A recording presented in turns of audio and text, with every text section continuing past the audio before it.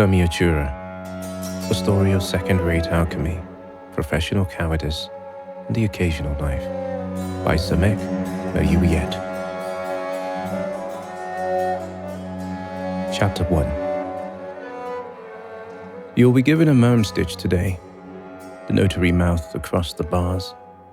You spent a few seconds wondering what had happened, if the brass upstairs ever found out he was whispering you sweet little nothings while rambling about turning rhino meat as crisp and tender as a 7-month lamb and flirting through 2 layers of fencing.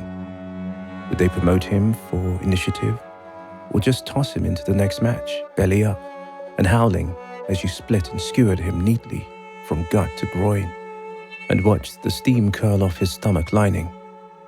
No. The merm stitch is the problem. They could have handed you a sag-stringed wooden wrist bow, a rust net, and a glorified fishing fork. In all likelihood, if they did wish to mock you for effort, makes you almost nostalgic for the trash-tier elegance of mauls, ring blades, and cigar whips. The merm stitch only became standard issue during your years in exile. Too thin. The grip is laced with spirals and seizure-inducing filigree, like a javelin crossbred with a shepherd's crook. Awkward to throw, worse to swing, nearly useless for stabbing. Yet even before it became a fashion among the nobility, you'd never laid your eyes on them. Which meant most likely someone somewhere had pissed off the wrong sponsor at the wrong moment. You started ticking the list while everyone else was jostling elbows at the armor rinse pit. House Vaynord and House Ilfran wouldn't bother with this. House Escher should be squared already. You were their black horse, after all. House Tarbre hated you as a matter of principle. Heavy and Dasney enjoyed you too much as a walking slab of meat to kill you himself. That left the Salt Bay Flesh Debt Unions, or maybe the turf shuffle Soror mentioned last week, the one with the guild annex. You never really figured out their taste. Same way you never got how lemon peel and rhino meat became Vela's go-to brag backdrop. Your own crew once split a beast with those specs. The moment the flag bearer drove the banner into the captive's gut, and then it came barreling out, charged straight for the tent where you stashed the ropes and iron salt. By the time you rushed over, you'd never heard anything like it. The sound of something far too heavy stepping across matters wet and slippery. Years later, every time you saw an opponent draw a maul, the stomping keeps coming back. Back then, a few of your own almost dropped their blades on their boots. You slammed a few of them on the back. "Grip it. Don't scream," you said. "What took you so long?" said the tent. It grumbled from behind the flapping curtain like a clay pot learning to speak. You elbowed 2 of your own, who had started backing away. You started sighing around them. Vela said sighing made your delicious old face even more delicious. And maybe, just maybe, Heavy and Dasney would grant you a death both valiant and merciful out of sheer appreciation for your mature allure. Right. You still didn't understand them, or the 50,000 up in the stands. Sometimes they liked it when you suited up in full plate, took a pike, and punched neat holes into your opponent while standing up straight. Sometimes they preferred you tearing down hopeless weaklings, the kind that threw sand when you got close, or came at you trembling with a clutched poisoned dagger, a rusty spoon, or a quivering "I don't care anymore." And other times they liked it when you kissed your opponent's feet, or licked their hands. They almost always had sores. Vela could give you 20 awful tricks for that. Post-match. And who the hell knew how they could see whether or not your tongue was actually out from all the way up there in the seats? You pulled out a letter. First line, crossed out by your own hand, had read, "Shit. If you're reading this, I'm in the service pit, lying face up in the sewer." You ran your thumb over the second line. "The Covenant Spire never had the guts to sell us out. I want you to write a true name in your formation." That was it. It made you want to laugh. The idea that this scrap of hide might end up the only thing you leave behind assuming it even reached him at all. You'd bet 5 silver bits his face would look exactly like it did that day when your squad found his intestines and lungs glued across the rhino's stomach lining. Why so excruciatingly slow? End this beast, end it, before it soils another breath. His lower jaw had been chewed down to bone. One eyeball went loose. You lifted the flap and found him speaking through the rhino's throat. By the time your crew finished carving up the beast 4 casualties in, you were on night duty, cradling half a sorcerer's head and untangling his intestines strand by strand. Thankfully, the bastard's leg had already been prosthetic. Saved you a lot of trouble. If you had any regrets at all, not pulling your people out earlier would rank just behind not demanding Narrated for a metal leg or your own when you had the chance.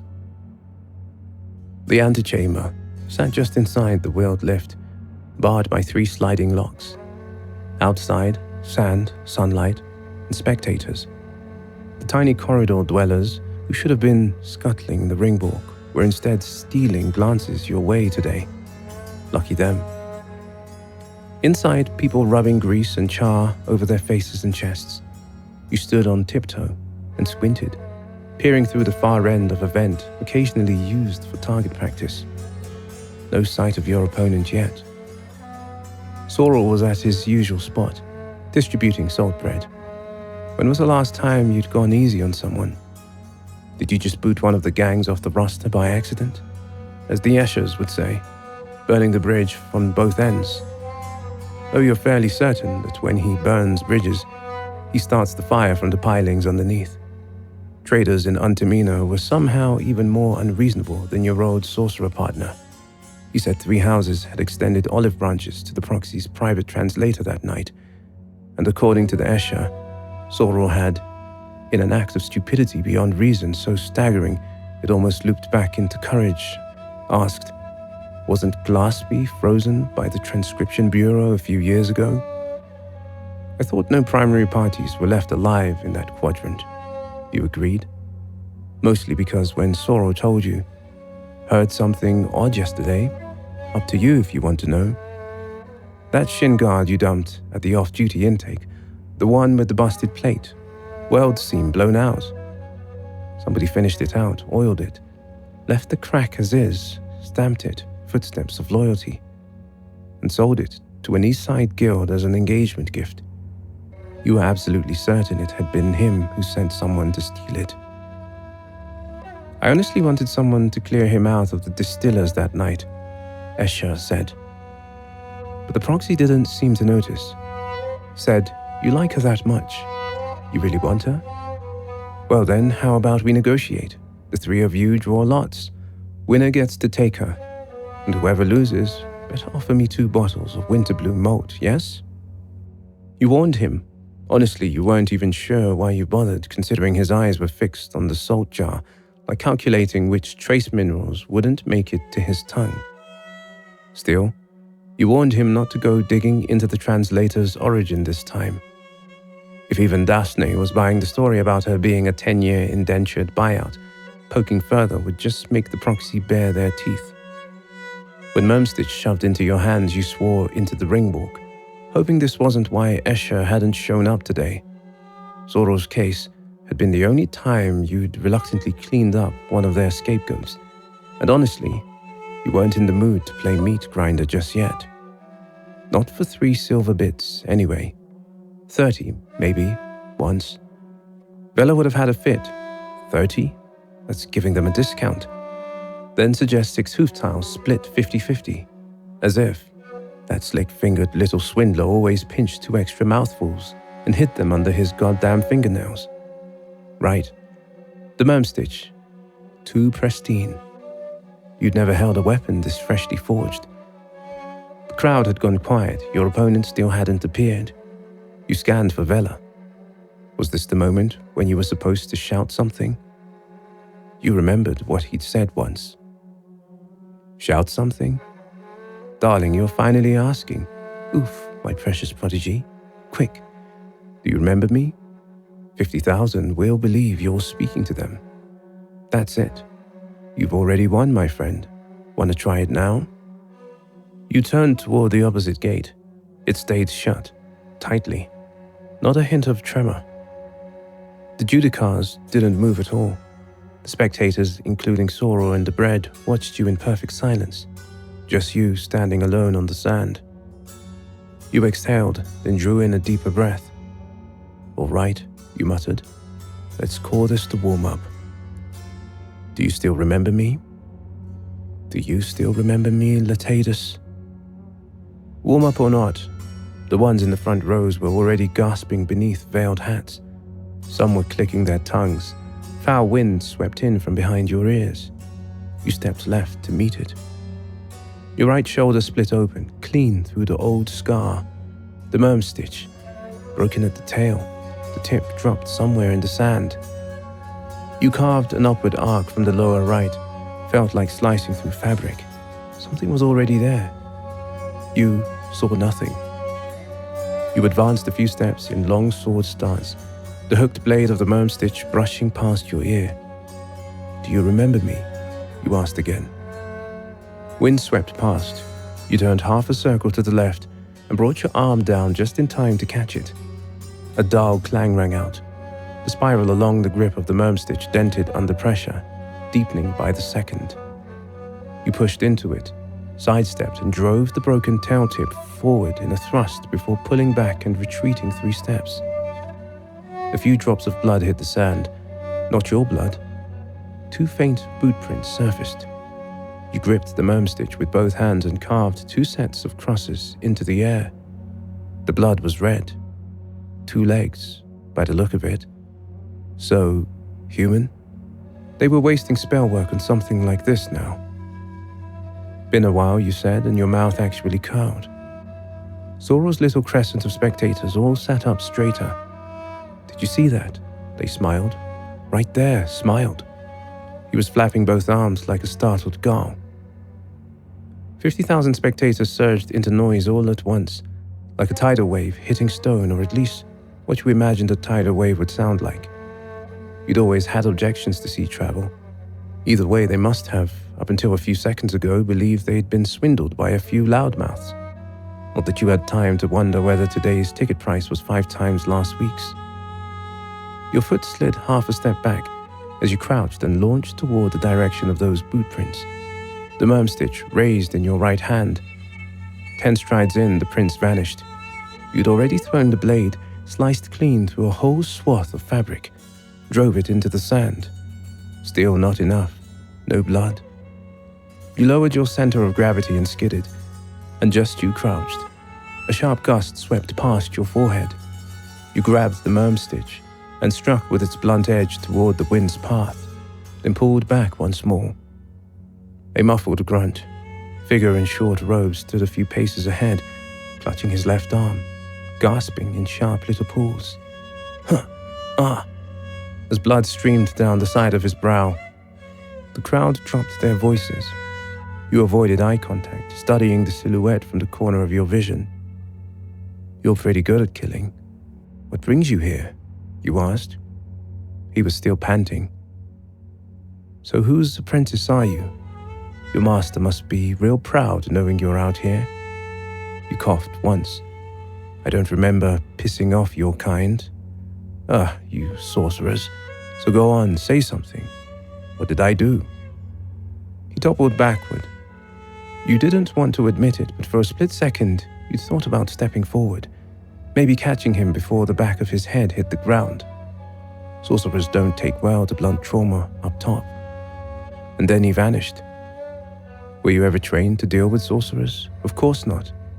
They used to be the ace up your sleeve, the last resort you and your people were meant to protect. Tearing one up was never even a whisper in your inner monologue. You didn't step forward to check where he'd fallen either. You were just shifting your attention toward the gate when some noise rippled out from the audience.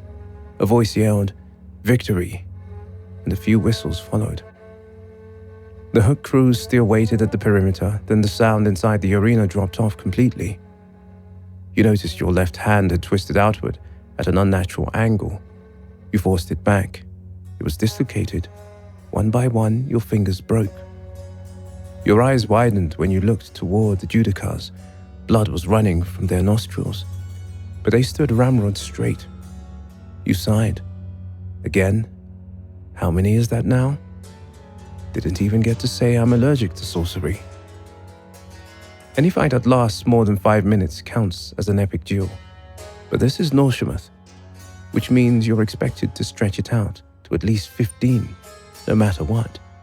If your opponent's a properly registered syndicate member, a factional plant, or a former soldier with decommission on their record, the rules require minimum combat duration. Let's say, for example, it takes 5 seconds to sprint from your ready line to theirs. Raise your weapon, feint once. If you're not stupid, they'll pivot back half a step and circle to the side. Another 3 seconds. You pursue. They draw the standard issue tri-blade. 2 seconds. You pause and pretend to catch your breath. You're actually waiting for them to slip. 1.2 seconds. Now, maybe they go for a diagonal elbow lock into a backhanded cross-cut chop-chop. Everyone from Smeltery loves to lead with that one. Takes you 1.8 seconds to recognize it. 0.6 to dodge. 0.9 to corner stab. But if it's a lucky drunk, say your former adjutant, or a boiler technician whose pay just got slashed, then their opening move might just be a steam pipe fueled with fire essence. Thank you truly, Foundry Oversight Committee. In that case, you've got 3 seconds to decide whether to dodge or just make peace with it. 2 seconds to bend down and retrieve your weapon. Add 4 more if you want the theatrical of fumbling it first. Turning your back on the opponent and then spinning back around. That's a 7-second move. Feigning an injury. 10. The audience loves that one. Not bleeding enough? Raise your left arm higher to get a stronger drip rate. That gives you a 10% increase in flow and an extra 6 seconds of collective gasp. If someone yells, go for the face. Like just now, you're expected to acknowledge it, even if the opponent doesn't technically have a face. You perform as if they do. Sprinting 10 strides before veering to avoid direct impact, 5 seconds minimum. If the sand skid afterward doesn't leave a satisfying trail, you carve a second one, 3 seconds. Your shoulder will shatter 2 more bones in the process, but Sorrel says that's worth a fog silver chip. Now, let's talk about them. Plenty of flair, more than plenty.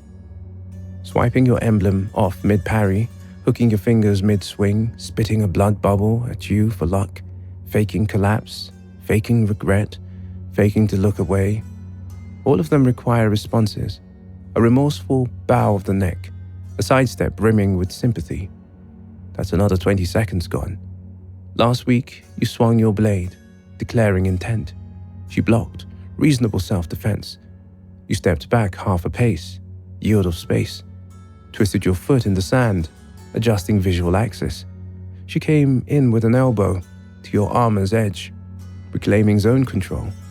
Your required response was slight head wobble, 1 step back, 0.5 seconds of hesitation, followed by a lateral block after spatial options are exhausted. A perfect combination to express that you're weighing structural integrity of the venue against moral accountability and not just stalling. Total time, 4 seconds. Under standard conditions, your wound should begin bleeding before the 8-minute. You'll need to manufacture 3 to 5 clear opportunities for a kill and hold back each time, just enough to demonstrate you're not some berserking Turanite. 1 of 3 of your attacks must miss, not wildly, but with just enough flourish to kick up sand and make the crowd gasp. This part's all about footwork. You'll need to step into a recessed panel near the edge of the arena to get the right spray angle, so mark the spot ahead of time. If all goes well, by the 14th minute, you'll generate a noise like a bone snapping. Tip. Tap your knees lightly against their thigh plate. It's the sound, not the injury that matters. Audience rises. Paper-sect notaries jot ink to parchment. Judicars grip their hook staves. You then stride forward, slash diagonally, tilt your head, half turn away, speak the lines you prepared in advance as they collapse, followed by one sincere, soul-weary sigh. 15 minutes. Perfect. You're a professional. That's how you're still alive. Fail to hit 900 seconds and people start whispering you cut corners or made a pre-arranged shame of it. They'll even notice if the sand hasn't soaked up the blood. But don't dawdle either, or they'll accuse you of lacking professionalism, and you'll risk end up shuffled into the freak teams during Hiva Vera. In practice, killing a greenhorn with a short spear takes 8 seconds flat. They always strike too early and retreat too late. And you remember exactly which posture will, by a misapplied lunging force, bear the left flank. So much so, notary can't be sure whether the fellow tripped himself to death. Lightfoot archers, 7 seconds each. Ideal conditions: spot, close, strike, clean, sheath. 7 seconds if they wear only padded mail and no auxiliary helm. And 3 if they wear side-laced greaves. You'll need to knock them down first. A deserter in wrong armor averages 27 seconds. Bait her into the first step and elbow her as she switches shield hands, and you shave off 5. A dismounted gang bruiser runs you 2.5 minutes. Those fools tuck gadgets in the elbow joint. You have to figure out which punch is fake, whether they're faking a loss to bottle you with a hidden blade. And, you'd better file with a broker first to make sure they're not secretly backed by one of your beneficiary's enemies. Otherwise, congratulations, you just committed an unregistered hostile act, and now you get to file responsibility. Is that all you're good for today? A decent roll across the dirt and a pretend, wait, what was the next move again? Pause. As you tried to straighten up, something behind you gave a taut little twang. The snappered tail of the mermstitch was caught on something. It tugged softly. Multiple pulls, all from different directions. You let go of the hilt. It stayed suspended in midair. The spiral hook blade's end was tethered by a glinting strand, thin as a broken hair caught in morning sun. Fingers, 2 of them, lifted your shoulder back by a fraction. Your balance faltered. You reached for it. Felt 3 threads laced through the gaps in your armor, circling once around the base of your scapula. You yanked your hand away, the threads pulled tighter. 3 shallow grooves opened beneath your skin, like someone was carving sigils with fishing wire. You drew the mermstitch and slashed backward. 2 threads severed. The third snapped out of sight. Heat in your body drained downward from beneath your ribs, slow and soggy, sinking from your ribs downward, as if someone were wringing a wet rag inside your chest. Your left arm wouldn't move. Transparent threads looped tight. The muscle warped under the skin. You hissed, "Fucking sorcerer." You lunged forward, your shoulder tore wider open, wind grazed bone behind your ear, and sand kicked up into a shallow vortex behind you. You jabbed the first loop with the mermstitch slicing through the threads and some flesh along with it. The string snapped. Blood spurted outward. Someone in the audience shouted, "Self-hit. That's a self-hit." Beneath the sunlight, a distorted outline wavered like someone reaching an arm out of water, then pulling it back in.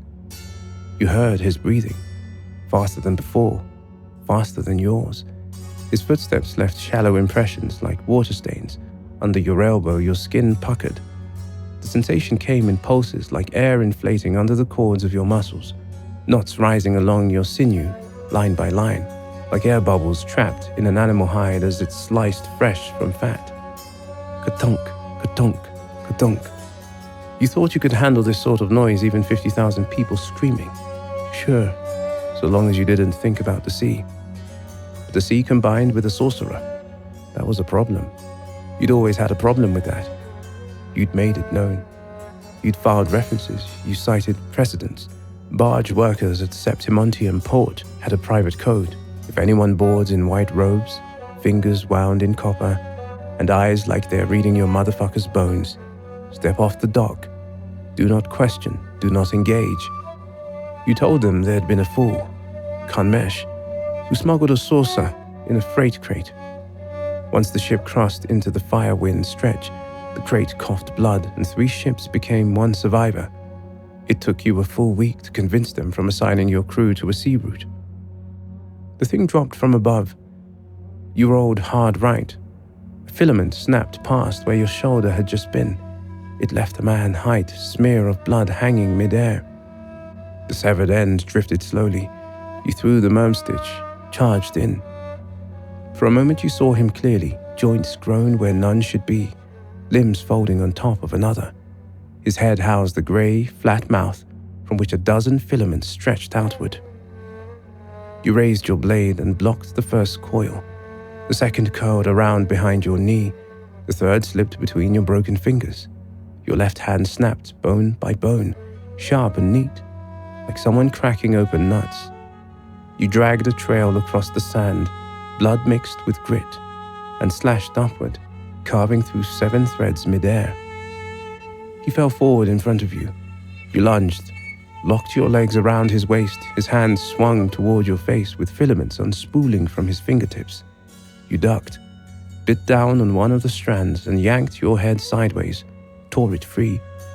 Tasted like fermented bean paste and copper. "What are you? Emergency field, ration with legs?" you asked. He let out a shriek, struggling with voice crackling high enough to tell you he was barely out of his teens. You almost paused to think what you were doing at that age. But then his hand rose again. You punched him in the collarbone. It cracked like a dried walnut.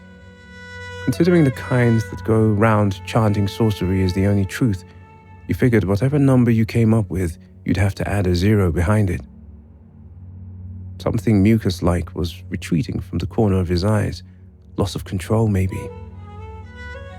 "Da iram askalia," he gasped. You gritted your teeth and rolled, slamming him beneath you. "Can you stitch yourself back together from a pile of meat? Like guts on the wall, jaw on the floor, crows fighting over your lungs, that sort of thing? You got someone pulling night watch for you, right? Did someone watch for you?" "Liana, Seth, Ad," he said. You smiled with your scarred mouth and began prying the threads off him, slow spirals of the mermstitch edge peeling line from line. Half his shoulder and face split open like a snapped web, unraveling all at once. You heard someone in the stand start clapping. Others didn't dare, but after a while they did too. The sorcerer lay still, dry tendrils flayed into a tangle around him. You looked toward the Judicars. Their eye sockets were leaking blood. You raised the mermstitch, pointed up, then down. Only then did they wheel in the carts with long hooks and start dragging the body out. You caught your breath and glanced at your left hand. A boiled flap of skin dangled from the wrist bone bent outward. The knuckles twisted like misaligned hinges. You decided not to tell them it was broken. "That one's worth at least 2 sips with real color," said Vela, and kissed you.